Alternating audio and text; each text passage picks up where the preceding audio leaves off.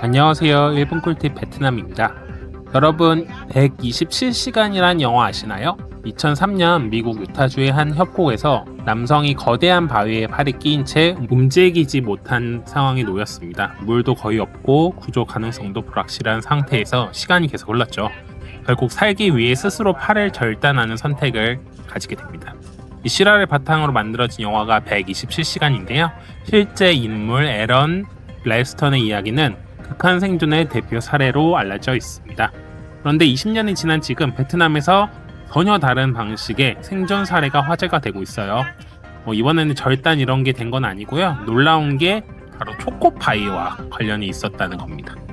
그러면 지금 바로 내용 한번 확인해 보시죠. 2026년 4월이었고요. 지금 기사가 나온 건 한 일주일 정도 된 것 같아요. 베트남 북부 산악지대에 땀다오산이라는 곳이 있습니다. 국립공원으로 지정된 곳인데 여기서 19세 대학생이 등산 도중 실종이 되었습니다.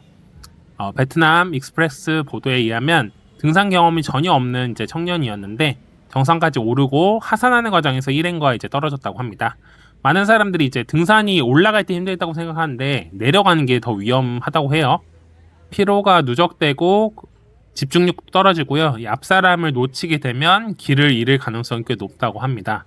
특히 이제 한국에서 등산을 하면 너무 잘 돼 있어요. 등산로도 다 되어 있고 심지어는 막 돌을 깔아놨잖아요.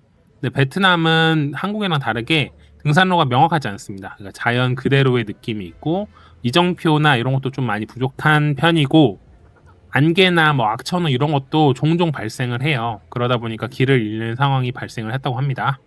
저도 이제 수방사 경비단 출신인데 군대 얘기를 좀 하게 되네요. 낮에는 그 북한산 쪽 이렇게 왔다 갔다 하면 이런 거는 되게 익숙한데 밤이 되고 그 등산로 길이 아니고 다른 데 이제 가는 경우가 있습니다. 야간 행군을 할 때도 있을 거고 훈련 같은 거를 이제 나갈 때도 있는데 그럴 때 되면 진짜 내가 어디 있는 건지 까마득할 때가 있습니다. 잠깐 소변이나 아니면 큰 거 보러 나갔을 때 길 잃어버리면 은근히 찾기가 힘들어요. 이게 이제 혼자 있으면 더 무섭죠. 베트남은 이거보다 더 극단적인 환경이었을 거고요. 이 학생도 결국 같은 상황에 놓였습니다. 통신도 안 되고 이제 밤이 돼가지고 상황이 더 악화된 거죠. 짐승도 있을 거고 그리고 베트남이 밤에 굉장히 춥습니다. 산악지대 가면요. 비도 슬슬 오고 이러면 굉장히 춥거든요. 두꺼운 옷을 입어도 체온이 보존이 안 된다는 느낌을 받습니다. 그래도 이 학생분이 똑똑했던 게 더 움직이질 않았어요. 밤이니까 이동을 멈추고 계곡 근처 바위 아래에 몸을 숨겼다고 합니다. 그리고 나타난 게 바로 우리의 정 초코파이였습니다. 계곡물로 수분을 보충하고요. 초코파이를 조금씩 나눠 먹었다고 합니다. 구조될 때까지 37시간이 걸렸는데도 아주 똑똑하게 초코파이를 남겨둔 상태였다고 해요. 그래서 의도치 않게 이 오리온이 이제 대박이 터졌습니다.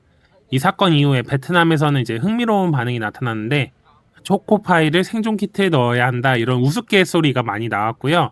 베트남도 유쾌합니다 사람들이. 그래서 이런 좋은 이야기가 있으면 과장 같은 걸 많이 해요. 그래서 비상식량보다 초코파이를 집에 모아놔라. 홍수가 닥치면 초코파이가 넘버원이다. 이런 얘기를 하는 거예요. 제가 얼마 전에 영상에서 이제 초코파이가 제사상에 올리는 경우도 있다. 그래서 어린 아이 시절부터 먹었던 그 추억의 음식이 돼서 성인들도 많이 즐긴다 이런 얘기를 했는데요. 이 사건으로 한 번 더 약간 국민 과자가 되었습니다. 그리고 또 초코파이가 괜찮아요. 왜냐면 일단은 작잖아요. 작은데 지방도 많이 들어있죠. 당분도 들어있고 하니까 에너지 보충에 괜찮은 식품인 것 같아요. 그리고 휴대하기 간편하죠. 가볍잖아요. 일단 박스 하나 들고 간다고 해도 짐이 그렇게 무거워지지 않습니다.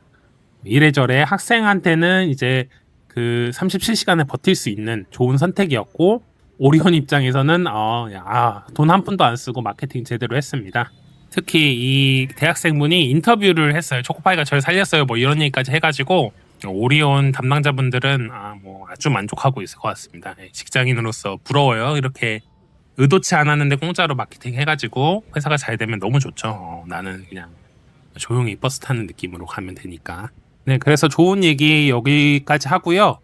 베트남 오시는 관광객분들 혹은 현지에 계시는 분들한테 중요한 정보가 있어요. 베트남에서도 조난 위험이 있는 지역들이 좀 있습니다. 남쪽은 산이나 트레킹을 할 수 있는 데가 많지는 않아요. 근데 북쪽으로 가시면 굉장히 많거든요.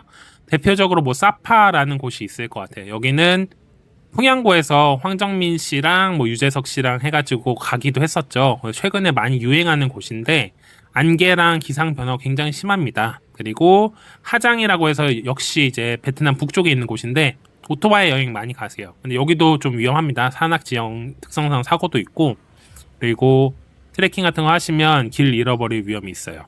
그리고 북중부 가시면 폭략해방이라고 있어요. 여기 꽝찌성이라고 하는 곳인데 유네스코 세계 자연유산으로 등록되어 있는 곳이거든요. 근데 여기도 기후변화가 굉장히 심해가지고 홍수가 한번 나면요, 그 말라있던 동굴이 물이 수심이 뭐 10m, 20m까지 찹니다. 그래서 휩쓸려서 죽는 경우도 꽤 많다고 해요. 그래서 관광 오시는 분들은 이런 것도 좀 주의하시는 거 좋고요. 또 최근에 뭐 바닷가나 수영장에서 사고 많이 나요. 바닷가는 이제 파도에 휩쓸려서 이제 그대로 실종되거나 죽는 경우가 꽤 많습니다. 그리고 베트남 안전요원들이 그렇게 열심히 일을 하지 않기 때문에 믿으시면 안 돼요. 본인 몸은 스스로 챙기셔야 되고요. 수영장 같은 곳은 이제 전기가 누선이 돼가지고 돌아가시는 분들이 꽤 있었어요. 다낭에서도 있었고 여기 중남부 쪽에서도 한 분이 돌아가셨던 걸로 기억을 하는데, 이런 것도 이제 호텔에서 관리가 잘 안 된 건데 뭐 책임 소재를 물어서 뭐 하겠습니까? 일단 사람이 죽는 거 사는 거 이게 더 중요한 거지 않습니까? 어쨌든 돌아가시고 또 호텔에서 책임도 안 지려고 해가지고 이래저래 좀 고생을 많이 하신 걸로 알고 있어요. 그래서 이런 거는 좀 주의하시고 리뷰 같은 거 잘 보시고 가시는 거 좋을 것 같습니다. 네, 일본 꿀팁 베트남이었습니다. 감사합니다.